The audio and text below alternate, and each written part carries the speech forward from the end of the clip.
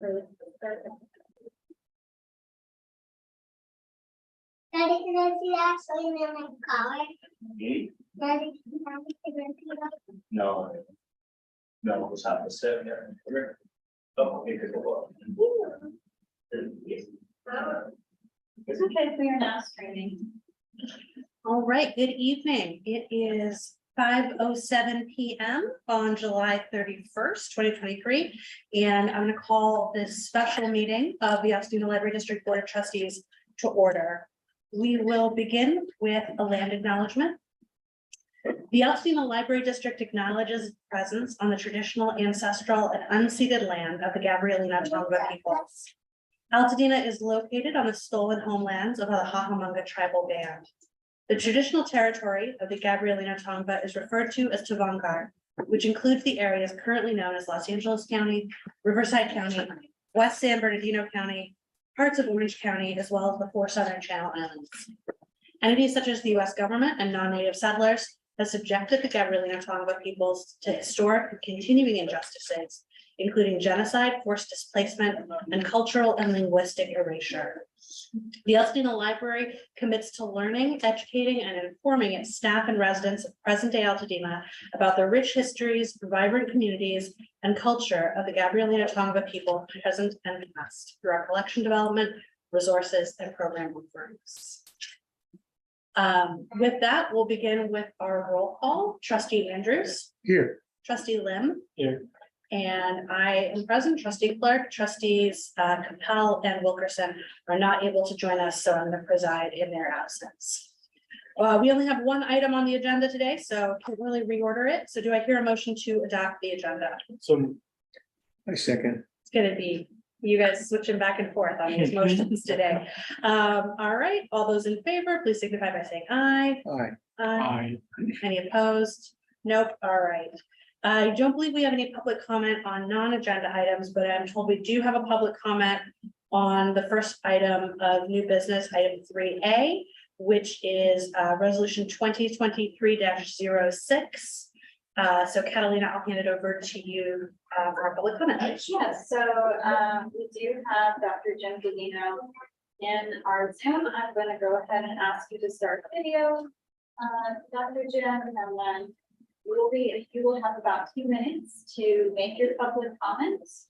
And whenever you start speaking, then your 2 minutes will start. And during that time, you can address the board with your Good evening. Could people hear me? Hello, can you hear me? All right. As Catalina, thank you so much, board members and Catalina. I testified a couple of months ago on behalf of my 92-year-old mother, Elizabeth Gaudino. She's a sole owner and longtime resident for 70 years of 2 contiguous lots impacted by Measure Z. I won't get into all the things that I said, but she is basically a low-income elder who's just trying to stay in her home with increasing costs. Her electric bill, for example, went up to $900 a month, one of these months in the past. She's just holding on. She's healthy. She wants to stay in her home if she can, but this is becoming a little bit more difficult. Last time I talked about some of the personal issues that she's facing. I won't do that today.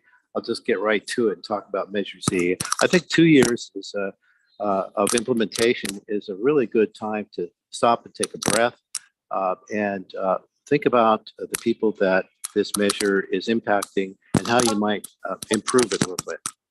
Hello? Yes. Yep, we can hear you. Go ahead.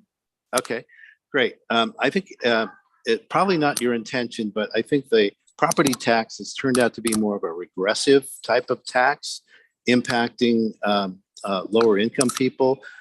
It's naive for us to think that, and I'm a close to retirement government worker that doesn't have much income myself.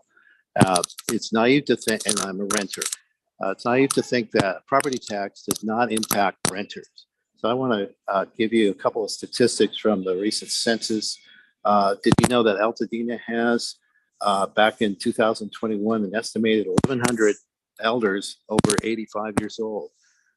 And like my mother. In fact, the estimated income, yes, there are people that make over $150,000 a year, households, I mean. That's about 37%. But on the other side, making less than $50,000 a year, there's 21% of people in Altadena that live on that income. How do they do that? Yes, Dr. Jim, your 2 minutes has, I'm sorry. your 2 minutes to speak has passed. Am I done? Yeah, your time is up, sir. Yes. Okay, so please think about reforming and looking into this. I really appreciate it. I was born and raised in Altadena. I'm a vested person in there, and I thank you for listening. You really are impacting people, and I think you could still get the income that you need. Thank you so much for listening. Thank you. Thank you. Is there any other public comment on this item, Catalina? We do not have any other public comments. Okay, then let's proceed. This is our item of new business, item 3A. This is resolution 2023-06. I believe we have the director on the line to speak about this, or should I go ahead and talk about it, or somebody else can do it? Nikki Winslow isn't available this evening due to illness, so I'll go ahead and introduce the item. Go for it. So this is agenda item 3A. So the LA County Assessor's Office does not release their rates until mid-July. That's after the district passes their fiscal year budget for 23-24. So we did let the board know in May when the previous resolution was passed that we may have to hold a special meeting if the rates changed. So the rates have changed. Included in your packet is the rates that were used for the previous year, which last year we had discussed we would be doing moving forward so that we were able to pass the budget. And then that's on the first page. And then on the back are the rates that have changed. If you take a look, they haven't changed too much, but because they did change, we do need to pass into the resolution. And that needs to be turned in, I believe, by August 8th. So I thank everybody for being able to be here this evening. It's a special meeting for this. Voted on. Included also is the review worksheet for 23-24. If you would like to go ahead and review that. And then the last page of this agenda item is the actual resolution that you will be assessing and voting on. I'm close to the thing that Great, thank you so much. So basically what we're doing is we had guessed, based on last year's numbers, that we'd be at 4.8 cent per square foot assessment. And it turns out, once we got the numbers, we're at a 4.9 cent per square foot. So minimal adjustment, but an important one. So do I, well, first, before we ask for motion, is there any discussion or any questions on this item? No, we looked at this at the Community Facilities District meeting earlier in the week, and you were there, Katie, so you know that you all got a good look and a deep dive on this. It's more procedural than anything because there's a very minimal impact on the prices. Correct. So we approved that at the time, as you know, and we recommended. Yep. All right, well, very good. Can I get a motion to adopt resolution 2023-06? I move that we adopt resolution 2023. I second. Perfect. All right. We'll do a roll call vote on this one. So trustee Andrews, Aye. trustee Lim, Aye. and I vote for me, so that passes. We'll make sure and get that signed by everybody that needs to sign it, so I can get the LA County in time.